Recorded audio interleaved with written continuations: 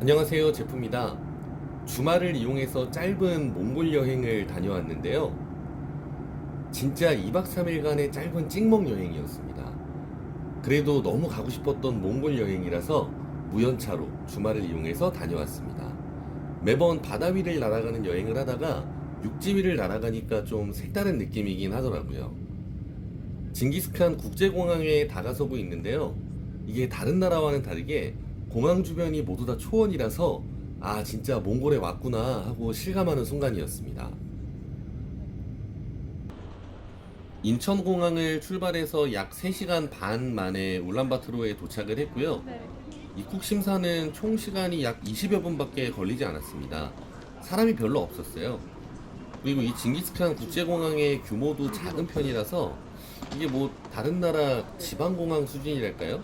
무튼 큰 공항은 아니었습니다. 시내로 이동하기 위해서 택시를 잡으러 왔는데요. 이 개그우먼 이수지 닮은 누나한테 목적지를 말하고 카드 결제하시면 됩니다.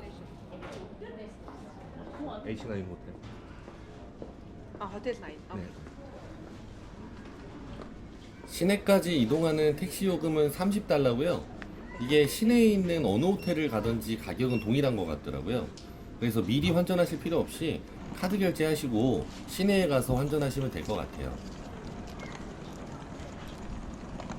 택시 요금 결제를 마치시면 기사님을 불러주세요. 그럼 기사님께서 택시까지 짐을 다 날라주시거든요. 그래서 편하게 걸어가시면 되고요. 또 요새 한국 관광객이 많아서인지 기사님이 한국말로 간단한 소통은 가능하시더라고요. 이제 택시를 타고 시내로 이동하고 있는데요. 공항에서 시내로 나가는 길이 이렇게 가는 내내 초원을 양 옆으로 두고 달렸습니다. 약 20분 정도를 이렇게 초원을 보면서 달려갔습니다.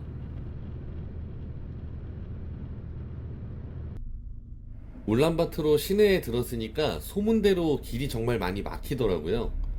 그리고 한국 간판이 벌써부터 좀 보였는데요. 지금 CU 간판 보이시죠? 이 CU가 한국만큼이나 많더라고요. 공항에서 시내까지는 택시로 약 30분이 소요됐고요.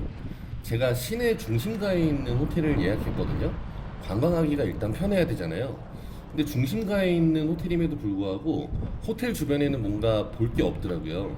확실히 다른 나라 수도하고는 비교해서 뭔가 부족한 느낌이 들기는 했습니다.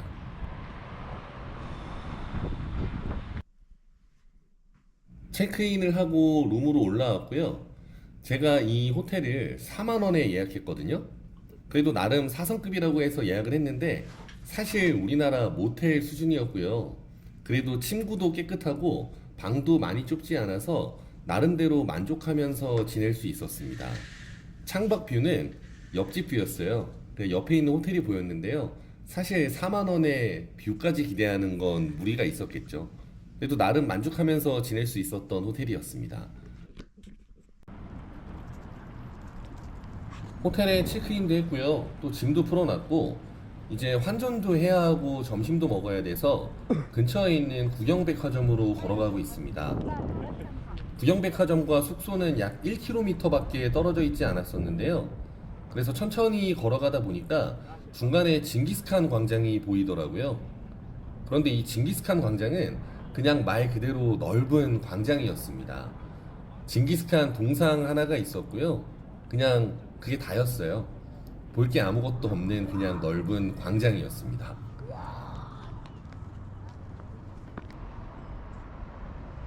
지금 화면에 보시는 것처럼 이 징기스칸 광장은 그냥 넓은 광장이거든요. 그래서 저처럼 짧은 기간 여행을 하시는 분들은 굳이 시간을 내서까지 오실 필요는 없을 것 같았습니다. 숙소에서 걸어서 약 10분 만에 구경백화점에 도착을 했고요. 지금 건물 외관을 보시다시피 사실 말이 백화점이지 우리나라로 비교하면 동네에 있는 NC백화점이나 세이브존 정도의 사이즈랄까요? 사실 백화점이라고 하기에는 조금 민망한 규모였습니다. 내부는 우리가 흔히 알고 있는 백화점처럼 1층에는 화장품과 주얼리 브랜드들이 모여 있었는데요. 이게 사실 화장품 브랜드, 주얼리 브랜드가 모여 있다고 말씀을 드렸지만 화장품 브랜드 한 7, 8가지 그리고 주얼리 브랜드 한 4, 5가지가 모여 있는 소규모 백화점이었습니다. 환전소가 있는 6층으로 올라가기 위해서 에스컬레이터를 탔는데요. 에스컬레이터를 타고 보니까 1층에 뚜레쥬르가 있더라고요. 그런데 빵 종류는 다양하지 않아 보였습니다. 제가 몽골에 오기 전에 블로그에서 봤을 때는 이 구경백화점 1층과 6층에 환전소가 있다고 분명히 봤는데요. 막상 6층에 올라와 보니까 환전소가 없더라고요. 이 구경백화점 6층에는 큰 규모의 기념품 샵이 있고요. 몽골에서 구매해야 되는 제품들 있잖아요. 뭐 캐시미어라든지 초콜릿이라든지 등등 다양한 기념품들이 이 구경백화점 6층에 모여 있었습니다. 그래서 혹시라도 기념품 쇼핑을 원하시는 분들은 구경백화점 6층에서 모두 다 해결하실 수 있을 것 같더라고요. 그리고 환전소는 구경백화점 1층에 있습니다. 6층에는 환전소가 없어요. 저는 6층에 올라온 김에 그냥 간단하게 마그넷 몇 가지만 사고 다시 백화점을 나왔습니다. 점심은 구경백화점 바로 옆에 있던 한국 분식집을 왔는데요. 와서 김밥이랑 치즈라면을 주문했거든요. 김밥은 조금 부실하긴 했지만 먹을만 했고요. 치즈라면은 와, 이 치즈에서 이게 발냄새가 나가지고 라면은 먹다가 포기했습니다. 우리나라에서 먹던 치즈라면 그 맛이 아니었어요. 점심을 먹고 자이승 기념탑에 왔습니다. 택시를 타고 이동했는데요. 몽골에서 택시 잡으실 때는 그냥 도로에서 손을 흔들고 있으면 지나가던 승용차가 멈춰서요. 그러면 그 기사님하고 어느 정도 가격 협의를 하신 다음에 탑승을 하시면 됩니다. 별도의 택시가 있는 것 같지 않았어요. 그냥 승용차가 멈춰서 어디 가냐 물어보고 가격 협상을 하면 되더라고요. 이제 이 계단을 올라가야 되는데 이 계단을 올라가는데 진짜 힘들어서 죽는 줄 알았습니다. 계단이 정말 많았어요. 그래도 계단을 올라가다가 중간중간 쉬면서 뒤를 돌아보니까 울란바토르 시내가 한눈에 내려 보이는 예쁜 풍경이더라고요. 그래서 중간중간 쉬면서 꾸역꾸역 정상까지 올라갔습니다. 이 자이승 전승 기념탑은 울란바토르시의 남쪽에 위치하거든요. 세계 2차 대전의 승리를 기념하면서 전쟁 영웅과 전사자를 기리기 위해서 세워졌다고 하고요. 사실 이 기념탑에서 울란바토르 시내를 전부 다 조망할 수가 있기 때문에 요즘에는 전망대로서 더 관광객들이 모이는 곳 같더라고요. 꾸역꾸역 계단을 올라서 정상까지 도착을 했고요. 이 정상에 매점이 보이더라고요. 그래서 물을 좀 사 마시러 들어갔는데 물이나 음료는 판매하지 않더라고요. 와, 정말 목이 말랐는데 물을 사 먹을 수가 없었습니다. 혹시라도 이 기념탑에 올라가실 분들은 물은 미리 준비해서 오시는 게 좋을 것 같아요. 그리고 이 기념탑 내부에는 이렇게 벽화들이 그려져 있는데 특히 이 우길기를 밟고 있는 이 벽화가 저는 좀 인상 깊었습니다.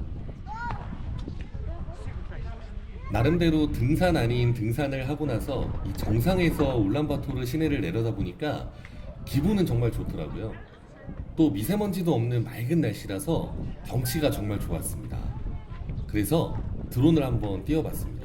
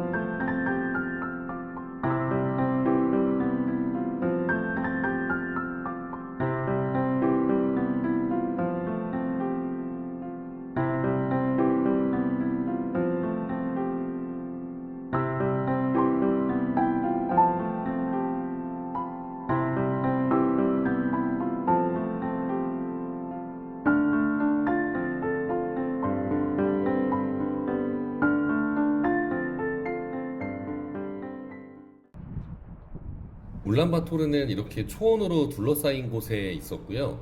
만약에 몽골을 다시 온다면 이 기념탑은 다시 한번 올라와 볼 것 같습니다. 자이승 전승기념탑에서 내려와서 택시를 타고요. 그 유명한 서울의 거리에 왔습니다. 근데 이 서울의 거리가 사람들이 그러잖아요. 한국화가 되어 있다. 뭐 혹은 한국 간판이 천지다. 사람들 대부분이 한국말을 할 수 있다.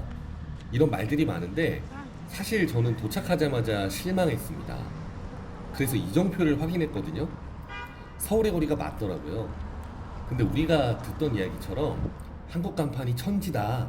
사람들 대부분 한국말을 할 수 있다는 많이 과장된 표현이었습니다. 물론 다른 분들이 다녀왔을 시기랑 제가 다녀온 시기랑은 차이가 있기 때문에 뭐 약간의 차이가 있을 수는 있겠지만 한국화가 되어 있다는 사실 좀 과장된 표현인 것 같았어요. 물론 CU 간판은 정말 많았습니다. 근데 이 CU는 울란바토르 어디를 다니던 정말 많기는 했어요. 혹시 제가 택시를 잘못 내렸을 수도 있잖아요. 그래서 거리 끝까지 걸어가 봤거든요. 근데 과장된 게 맞는 것 같아요. 한국 간판은 최소한 제가 본 건 CU, 이니스프리, 그리고 지금 보시는 이 뚜레쥬르 세 가지가 다였습니다.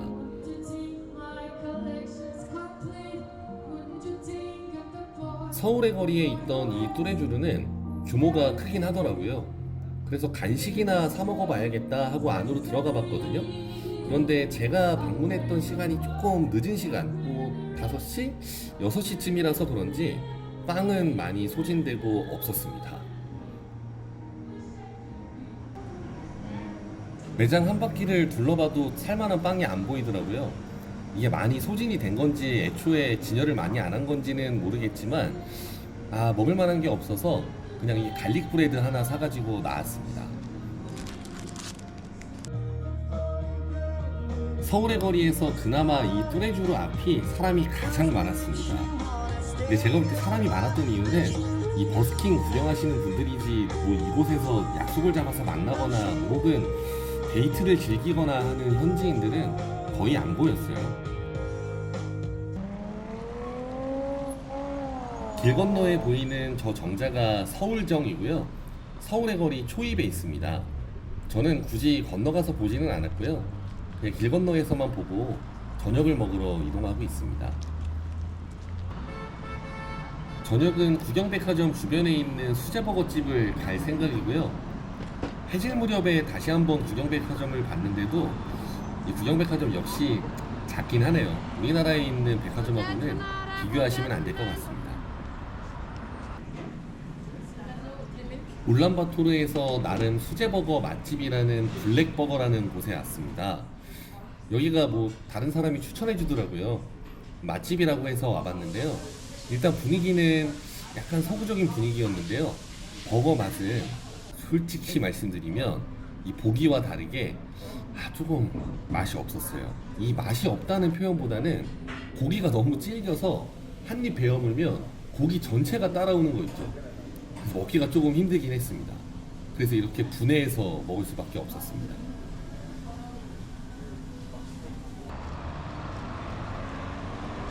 식사를 마치고 나오니까 어느새 해가 졌더라고요. 그런데 이 울란바토르가 한 나라의 수도임에도 불구하고 가로등이 별로 없었어요. 그래서 혼자 여행하시는 분들은 야간에 돌아다니시면 조금 위험할 수도 있겠다라는 생각은 들더라고요. 그래서 가급적이면 야간에는 돌아다니지 않으시는 걸 추천드리고요. 야간에 이렇게 징기스칸 광장에 불이 들어오니까 이건 또 나름 볼만 하더라고요. 광장에 잠시 앉아서 쉬고요. 이렇게 첫날 여행은 마무리했습니다. 언제나 부족한 영상 시청해 주셔서 정말로 감사드리고요. 저는 또 다음 영상으로 찾아뵙겠습니다. 감사합니다.